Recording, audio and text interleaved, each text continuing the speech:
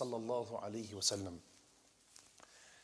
We've all heard of the earlier generations, and their nobility and the reverence we're supposed to give them as Muslims is mentioned in many, many works. The Prophet sallallahu alaihi wasallam said, خَيْرُ الْقُرُونِ قَرْنِي ثُمَّ الَّذِينَ يَلُونَهُمْ ثُمَّ الَّذِينَ يَلُونَهُمْ.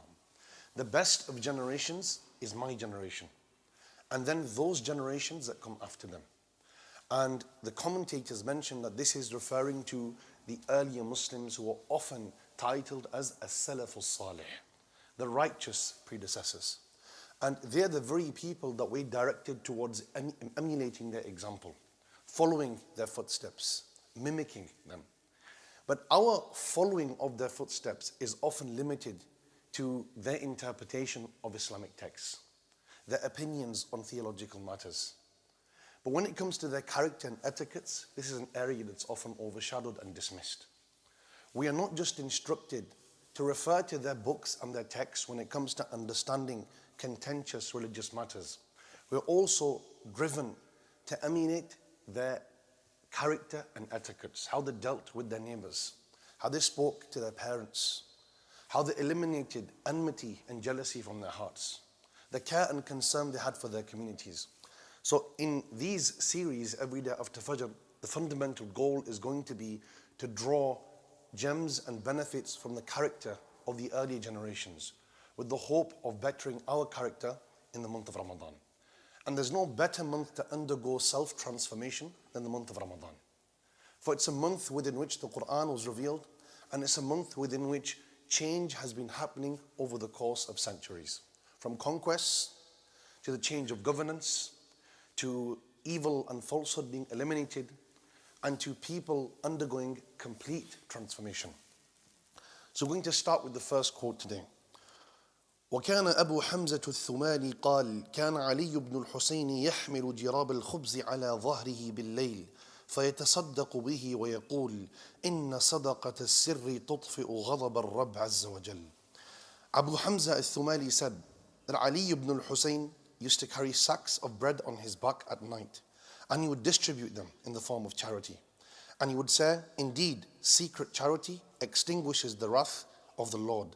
Glorified and exalted is he. Who was the person that's mentioned here? Anybody? Ali ibn al-Husayn, the great grandson.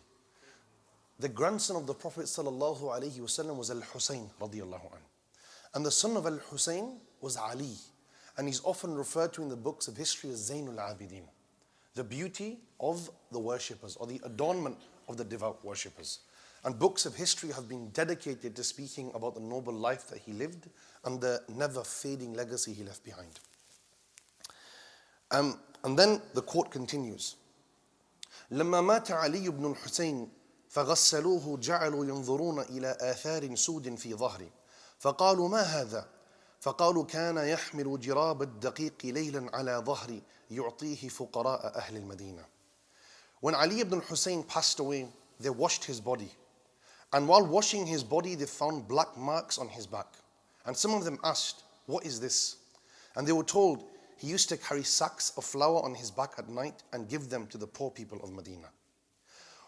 وكان ابن عائشة قال سمعت أهل المدينة يقولون ما فقدنا صدقة السر حتى مات علي بن الحسين. That the son of Aisha said, my father said, I heard the people of Medina often say, we did not lose the secret charity until Ali ibn al-Husayn passed away. Some very powerful quotes that relate to us living in a completely different century, from different angles. The first lesson we learn is the power of secrecy. We live in an era where any good that we do, we want to publicize it. In fact, we itch to show everybody every ounce of good that we do. Whether it's memorization of Quran, it's giving in charity, it's learning some new form of knowledge, it's buying a new car, it's helping the poor and the needy. We want to instantly show people that I've done X, Y, and Z. And the society that we live in promotes self-glorification.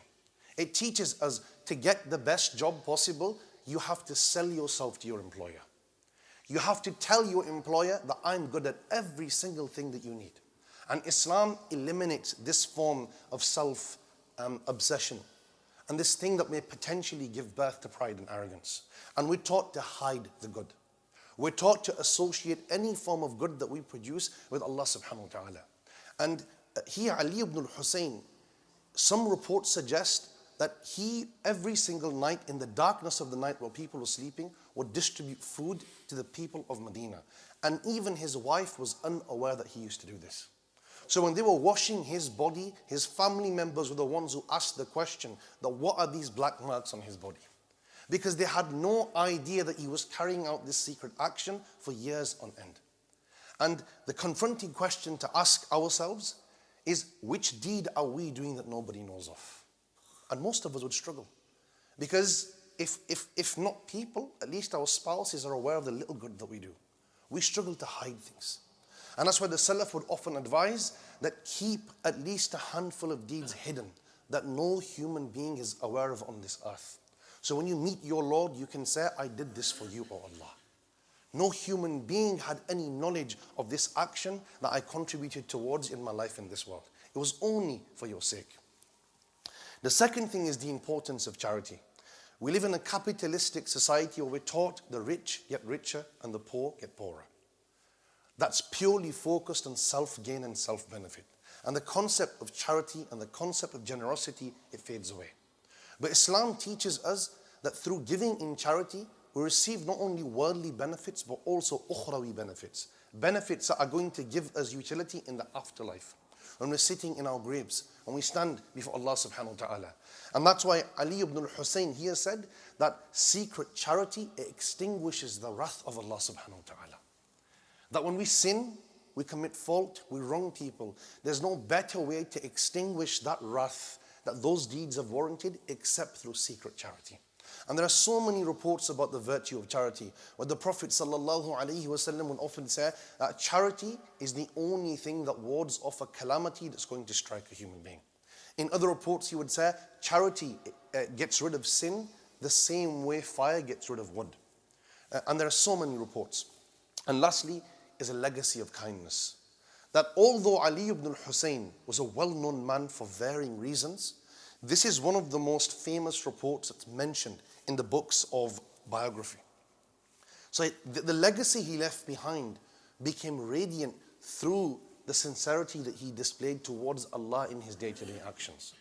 He wasn't known for just the knowledge and the courage that he displayed in public. He wasn't known because his father was a martyr in Karbala. No, he gained his own unique legacy through doing these secret actions through which he was sincere and genuine. And here we're pushed towards trying to leave a similar legacy. It's not about what people think. It's about how true we are to Allah subhanahu wa ta'ala. And I'll end with a famous quote. When Umar radiallahu anh, he became the caliph and Islam expanded to the other ends of the world, there was a particular place in the Persian region that was conquered called Nahawand. And when Nahawand was conquered, Umar wasn't there. He sent out a delegation in his absence. So when they conquered Nahawand, it was considered a milestone. So they called Umar from Medina to Nahawand to celebrate this victory. And Umar came. And Umar said, read to me the names of those who were martyred in this conquest. Umar wants to commemorate this moment. He wants to give respect to those martyrs who sacrificed everything for the conquest of Nahawand. And the person read all the names from a paper. And Umar is complimenting these people. And then another person says, oh, Amir al-Mu'mineen, there are people you've not mentioned. There are names that you're unaware of. And Umar responded, why does it matter that Umar doesn't know them? For Allah knows who they are. Very powerful. That sometimes people having knowledge of what we do is the most important thing to us. That person doesn't know that I've done X, Y, and Z. I know about this matter more than that person, but the people don't know that I know. So let me speak. We have these kind of demonic whispers where we want to be under the limelight. We want to be recognized and known. We want to be those who are listened to. But the people of the past, what was at the forefront of their minds is, what does Allah think of me? How true am I to Him? Because if we're true to Allah Jalla Jalalu, everything else will follow. If we're true to Him and He loves us, we gain the love of creation. It's a win-win situation. But the worst and the most devastating position is to win the love of people while losing the love of Allah in the process. And that's what can happen when we lose sincerity. That's what can happen when deeds are done for mere publicity. Or we're just posting tweets, we're sharing posts, we're circulating messages in WhatsApp just so you can say, oh, Faizaan sent this message, or Wasim sent this message. But there's no genuine intention behind the sending of those messages. There's no internalization. We ask Allah subhanahu wa ta'ala to allow us to emulate the character of those who came before us, to allow us to internalize our acts of worship and be of those who carry out deeds purely for Allah's sake. وأقول قولي هذا واستغفر الله لي ولكم وأتوب إليه والسلام عليكم ورحمة الله وبركاته.